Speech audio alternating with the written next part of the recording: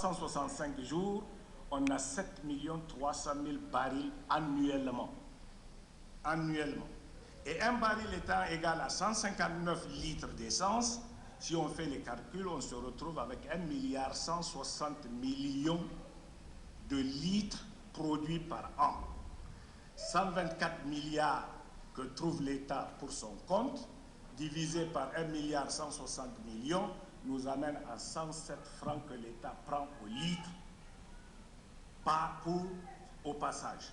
Ce qui fait que dans les 576 francs, 79 pardon, si on enlève 107, on va se retrouver avec un État et un reste à justifier, du moins, de 472 francs.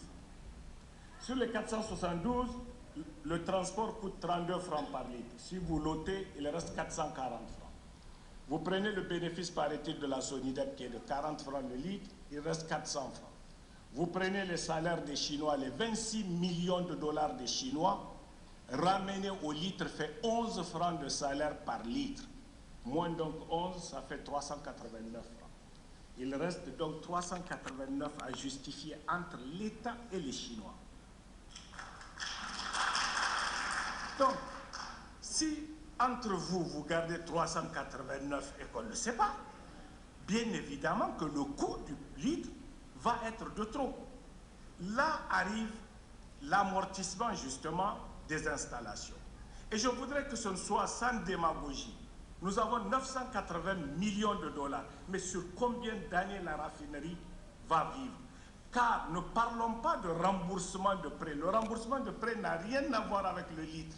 Il a simplement à voir dans la partie intérêt qu'on paye sur le prêt par rapport au coût du litre.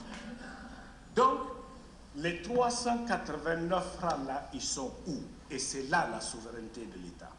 C'est là que le Niger, en forant son propre pétrole, est normalement celui qui doit pouvoir vendre son pétrole.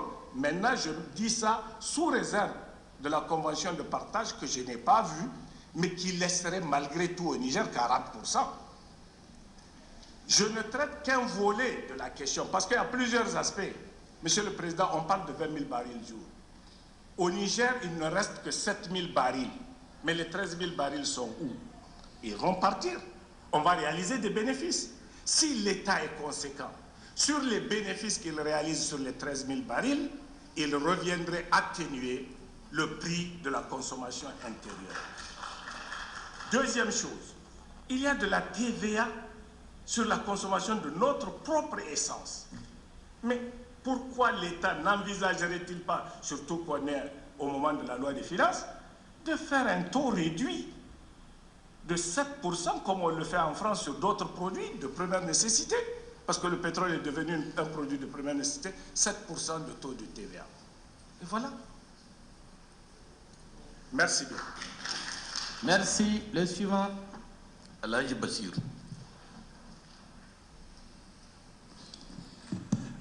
Na gode, Monsieur le Président, da wannan dama da muka samu yau ga ministan mai gabanmu